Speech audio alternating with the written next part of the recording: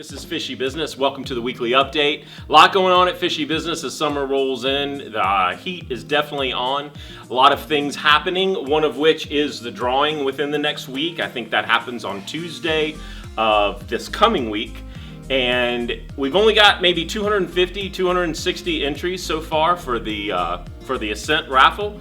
So if you want a free fish tank, you got pretty good odds. I mean, 1 out of 250, those are pretty good odds. If you're in the market or would like to try to win a fish tank, go to fishybusinesssc.com, and I think you've got 2, if not 3 different ways to enter to put your name in the hat. We will do that drawing on Tuesday next week, and we will post that in the moment, as we'll do that live. I think we'll do that live. Maybe we'll do that live. We'll see. And what else? Masks. Starting with on this Friday, Fishy Business will be complying with the state, the City of Columbia, as we're in the City of Columbia. And so we will be wearing masks for the next 60 days for sure. So please bear with us as we all try to adjust to this and keep you guys safe. I think that's about it as far as the news. You want to check out, Guy is posting more updates on Facebook than ever before. We've gotten 3 or 4 used tanks in the last week, and they are coming and going, and the way to find those out isn't to come into the store, it's to check out Facebook and what's being put out there. A 65, a 20, complete stand and canopy. There's been a big 135 Oceanic that went, I know. So there's a lot of really cool tanks that are coming through that we're tearing down, bringing into the store. So you definitely want to pay attention to that. So I think that's all the news for right this second. Hang tight and let's go look at the fish. Oh, one more thing. I mentioned the last 2 videos about the sidewalk sale.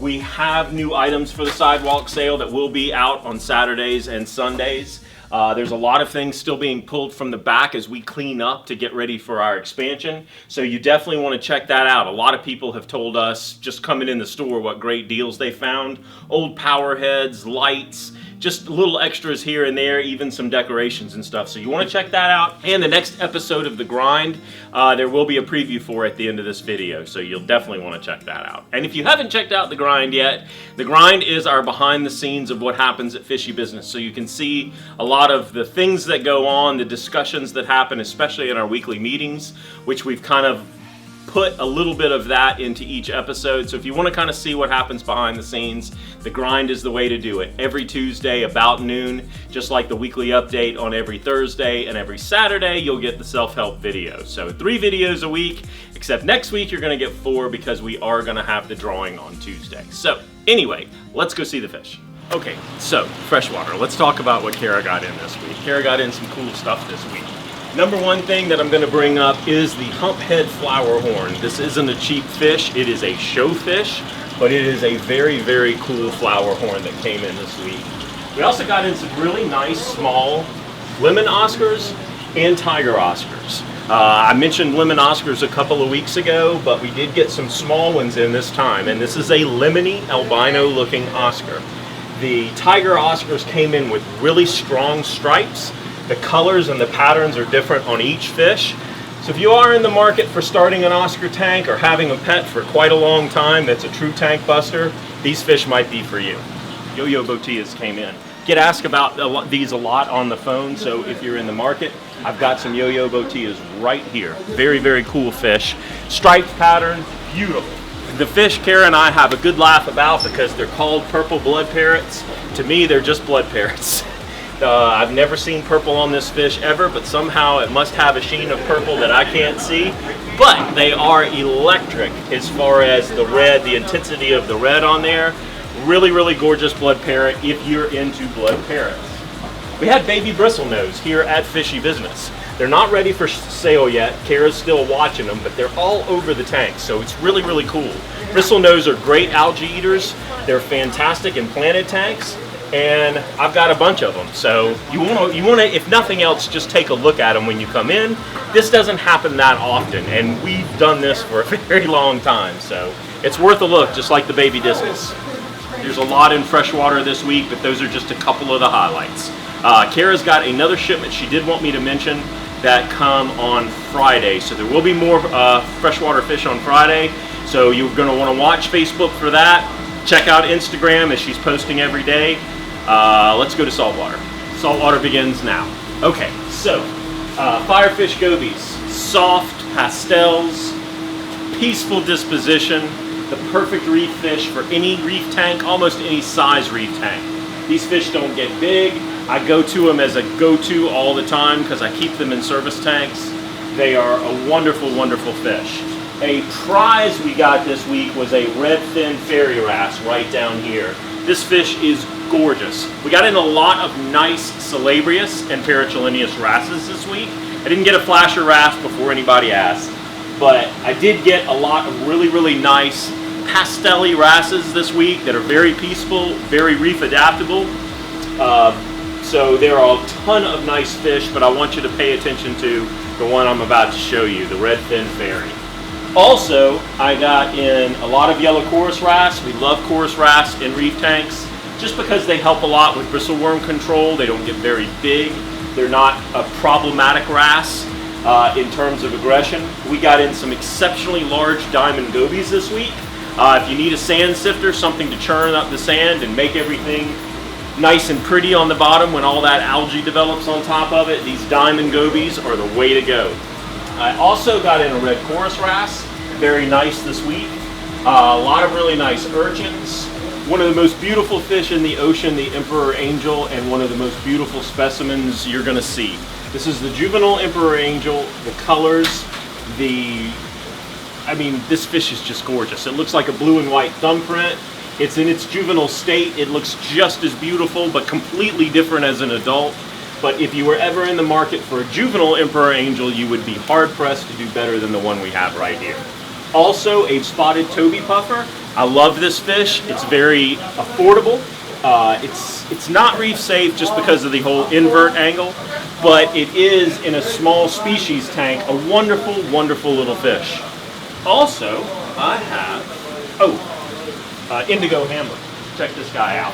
And the reason I'm showing him right now is because you probably won't see him when the B-roll comes around. This fish does hide a lot, but when I say it's indigo, it has that blue. This is, when you see it, God, I hope he's not venomous. What a phenomenal fish that is. While you won't see him a ton in your aquarium, when you do see him, he will make a statement. Gorgeous, gorgeous fish. Rounding the corner, I have to tell you a funny story. This week we were actually at a service account, one of my favorite customers in the store. And as I was showing the fish, no sooner than we had shown it on while we were shooting the video than he came in and bought it. So it never had a chance to really be sold.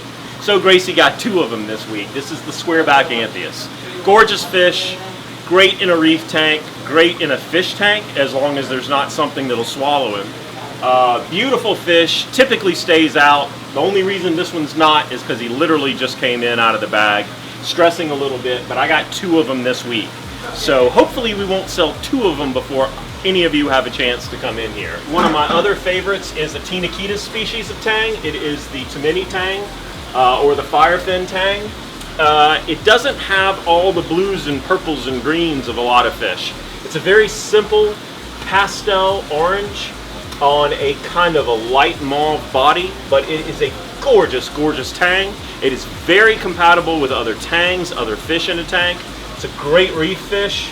It's a great fish-only fish. You would be hard-pressed to do very much better than the Tammany tang if you're in the market for a really cool tang. So I got 1 of those, a couple small nasos, got lots of clowns and things like that.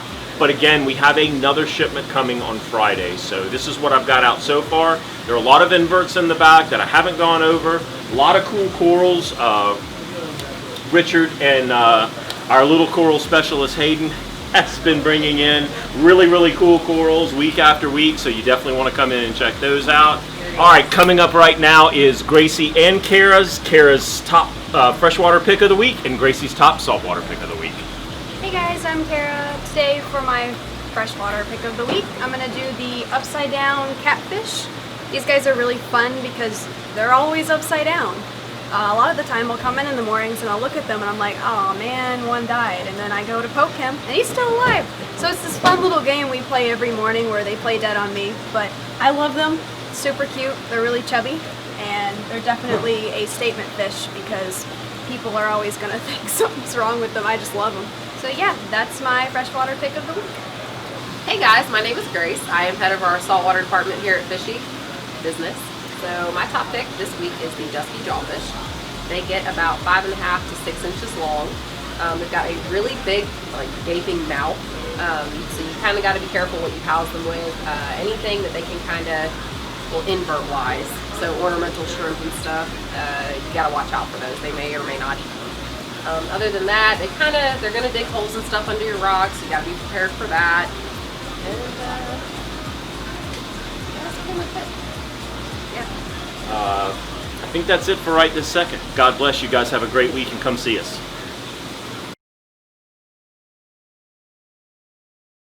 I got some dry ice. Let's go have some fun.